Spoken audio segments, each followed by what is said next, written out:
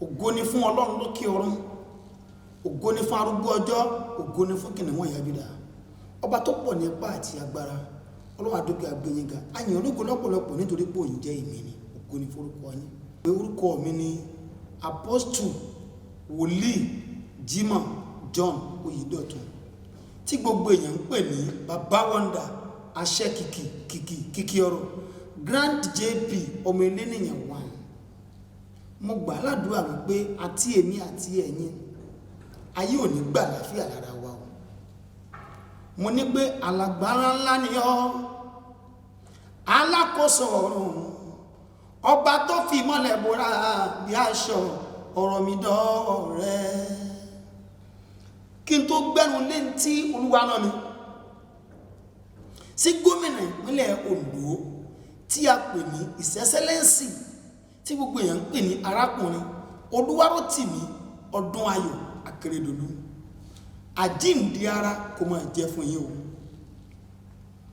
Gbogbo èèyàn lè sọ eléyìí, wọ́n lè sọ tòun, ṣùgbọ́n èmi Jimoh Oyedotun ní tí Olúwa bá sọ ni màá sọ.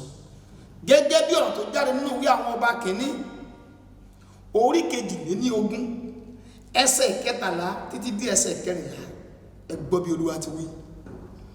Oníṣẹ́ tí ó lọ pè Míkáyà wí fún pé, kíyèsí, nísinsìnyí ẹnu kan náà ni ọ̀rọ̀ àwọn wòlíì fi jẹ́ rere fún ọba.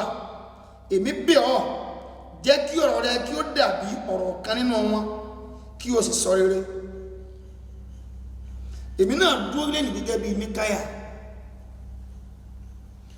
Míkáyà sì wí pé bí Olúwa ti wà, ohun tí Olúwa bá sọ ni èmi ó sọ. Èmi náà sọ lẹ́nu pé Jimoh Oyedotun bí Olúwa ti wà, ohun tí Olúwa bá sọ ni èmi náà ó sọ. Bí gbogbo èèyàn bá sọ lọ́dún, bá sọ lósì, bí onífá bá dífá, bí wọ́n bá gbé ẹbọ sà nítorí yín, àwọn tí mo fẹ́ dárúkọ wọ̀nyí bẹ́ẹ̀ bá ṣe àyípadà ẹ̀ kò sí ọ̀nà àbáyọ. Tẹ́ ẹ̀ bá ṣe àtúnṣe rẹ̀ kò sí ọ̀nà àbáyọ rárá, torí pé ohun tí Olúwa sọ ni mo sọ. Ẹni má gbọ́, gbogbo ẹni tó bá gbọ́ ẹjọ́ ẹ jẹ́ kí ọ̀rọ̀ yìí, fọ́nrán yìí ẹ jẹ́ kó dé ọ̀dọ̀ wọn kan fi ti ara wọn gbọ́, kí ìyàwó fojú rí, kí ọmọ sì fojú rí pẹ̀lú, kí wọ́n lè gbọ́ wípé lóòótọ́ Olúwa sì ń jọba, gbogbo wa kọ́ la jẹ́ wòlíì èké. Ó ní mo mọ àwọn tèmi sì mọ̀ mí, àwọn àgùntàn mi mọ̀ mí. Mo wí lónìí pé èmi Jimoh Oyedotun máa jèrè iṣẹ́ ọwọ́ mi.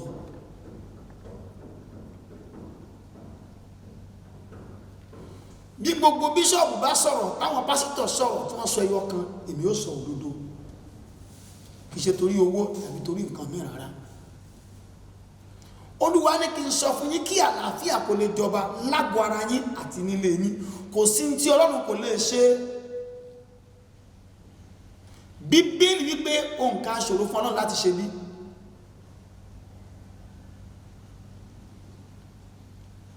Olúwa ní kí n kéde ẹ̀ fún yín. Tẹ́ bá fẹ́ kí ọ̀rọ̀ dé kálàáfíà ó jọba lórí yín, kó tún jọba lórí àwọn ọmọ yín.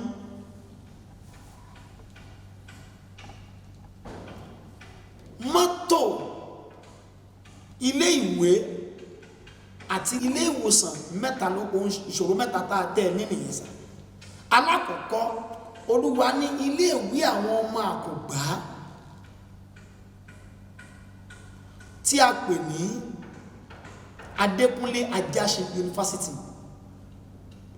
àti ilé ìwé tí a pè ní Polytechnic nílùú Ọ̀wọ̀, Rufus Giwa Polytechnic. Olúwa ní owó rẹ̀ tẹ́ gbé sókè láti ìpilẹ̀ṣẹ̀ ló kó wàhálà sílẹ̀ o. Àwọn ọmọ tíyà wọn ń tata tó jẹ́ pé po àti tòmátòsì ni wọ́n ń tà tí wọ́n fi ń tọ́ ọmọ, ọ̀pọ̀lọpọ̀ wọn ò lè lọ léèwé mọ́. Olúwa ní kẹ́ wá ṣàkíyèsí, ọmọ míì fún ara rẹ̀ ló ń tọ́ra rẹ̀ ní skul. Níjọ́ tẹ́ ti dórí àléfà ní 2016, tẹ́ ti gbé owó sókè ní gbogbo iléèwé Nàìjíríà pátá ti wá sókè. Orílẹ̀-èdè ti bàjẹ́, òun ló jẹ́ kọ́rọ̀ náà wá sórí yín, torí pé ẹ̀yin gangan lẹ jẹ́ ìpìlẹ̀ ọ̀rọ̀ náà.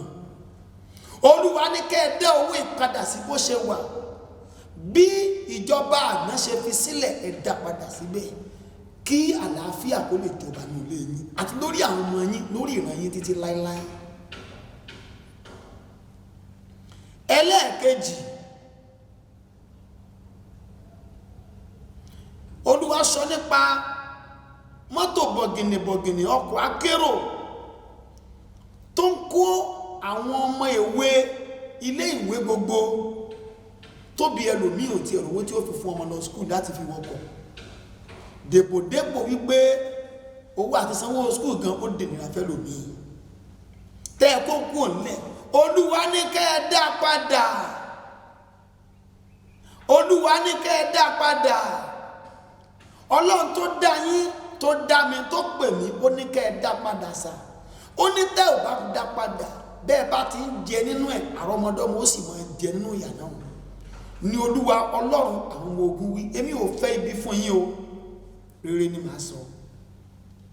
Ṣùgbọ́n gbogbo ayé ló mọ̀ wípé ẹni tó bá ti ń sọ òtítọ́ ọ̀rọ̀ ìkorò nílé tí ọmọ aráyé.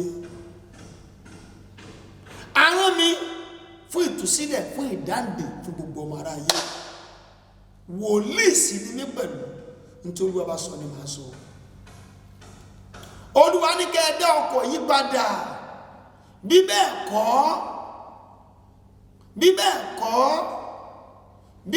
kọ́ ọ̀rọ̀ yìí ò ní tán lẹ̀ o títí ìrandíran. Orí gbogbo àwọn ọmọ ń béèrè, àwọn áńgẹ́lì àwọn ìwé ń bínú. Olúwa Ọlọ́run àwọn gbogbo sọ fún mi. Ẹlẹ́ẹ̀kẹta ẹ̀wẹ̀, apẹ̀bẹ̀ ní mother and child nílùú Àkúrẹ́ ní Fàdákà area. Olúwa ní gbogbo aláboyún tó ń bímọ lọ́fẹ̀ẹ́ tí wọ́n ń ṣe àdúrà fún ìpínlẹ̀ Ondo, Olúwa lẹ ti lé wọn sílé. Olúwa ní gbogbo orí aláboyún ń béèrè, ẹ̀yin nìkan ṣoṣo sá, orí ọmọ iléèwé ń béèrè níléèwé àgbà tí a pè ní yunifásitì àti polytechnic. Orí àwọn òbí wọn tó béèrè. Ìkejì, orí àwọn ọmọ tí wọ́n ń fi mọ́tò kó tínú wọn ń dùn tí wọ́n mọ̀ yọ ṣẹ̀ṣẹ̀ṣẹ̀ṣẹ̀, orí wọn ń béèrè. Ìkẹta, orí aláboyún ń béèrè lọ́wọ́ yín. Olúwa ní kẹ́ mú gbogbo nǹkan wọ̀nyí kẹ́ dá padà sáàyè kí àlàáfíà kó lè jọba lórí yín. Kò sí oògùn, kò sí ẹbọ, kò sẹ́tùtù, kò sáwẹ̀, kódà kò ságbo àtẹ̀légbà àfi tẹ́ bá dá padà. Olúwa fi yé mi pé wọ́n ti gbé ọbọ lọ́pọ̀lọpọ̀, wọ́n ti ṣètùtù lọ́pọ̀lọpọ̀, àwọn àfáà ti kàtíyà lọ́pọ̀lọpọ̀, àwọn wòlíì ti wá gbàdúrà fún lọ́pọ̀lọpọ̀. Olúwa ni wọ́n gbé àdúrà kankanlẹ̀ tí ẹ rántí lọ́dún yìí, níbẹ̀rẹ̀ ọdún yìí. Olúwa ni wọ́n gbà, ó ní èsì rẹ̀ dà. Torí owó tí wọ́n fẹ́ jẹ, nǹkan tí wọ́n fẹ́ jẹ, wọn sọ títọ́. Èmi tí mo yóò dọ̀tún máa sọ tí Olúwa bá rán mi. Àlàáfíà ni fún yín o. Mo gbà aládùúrà wípé bí mo ṣe fẹ́ kó rí fún yín, kí Ọlọ́run ọba Ọlọ́run àwọn ọmọ ogun kó jẹ́ kó rí bẹ́ẹ̀ fún mi náà. Ọlọ́run Joseph Ayọ̀délé Babalọ́lá, Ọlọ́run Timothy Olúwọlé Ọbádáre, Ọlọ́run Samson Ọládèjì Àkàndélẹ́dẹ́,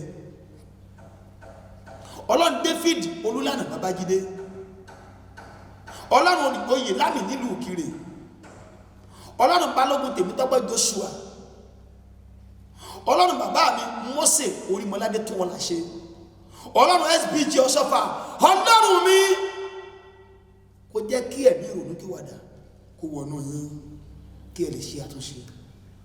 Kò dàbí pé ká tọ́mọ ká jèrè ọmọ. Bẹ́ẹ̀ ni lóòótọ́ tí ìwọ 80 years, èmi ò gbàdúrà kẹ́kọ̀ọ́ kú àtọ́jọ́ torí mi tọrọ kú àtọ́jọ́ fúnra mi. Bí Olúwa ti wà, bí ẹ̀mí rẹ̀ ti wà, ní tí Olúwa bá sọ ní ìbáṣọ. Àlàáfíà ní fún yín. Lẹ́ẹ̀kan sí, orúkọ mi ò yí padà. Apostle Wòlíì Jimoh John Oyèdọ̀tun, tí gbogbo èèyàn ń pè ní Baba Wonder, àṣẹ kìkì ọ̀rọ̀, Grand JP ọmọ eléníyàn wà. Èmi náà ni the Lord will bless you. Ó máa dáa fún gbogbo yín. Gbogbo ẹni tó bá gbọ́ ọ̀rọ̀ yìí, ọ̀rọ̀ ìfiránṣẹ́ yìí sí gómìnà ìpínlẹ̀ Ondo, ẹ bá mi jíṣẹ́ fún wọn. Ẹ jẹ́ kí ó dé ọ̀dọ̀ wọn. Ìwọ tó fi jíṣẹ́ fún wọn lórúkọ Jésù, wọ́n jíṣẹ́ rere fún wọn. Ìwọ tó fi jíṣẹ́ fún wọn lórúkọ Jésù, ò ní gbọ́ ìpè burúkú. Ìwọ tó fi jíṣẹ́ fún wọn lórúkọ Jésù, òbítúárì rẹ ò ní lẹ̀ síta lójijì. àlàáfíà ní fún yín. God bless you. God bless you. It's me, your humble prophet. I remain humble.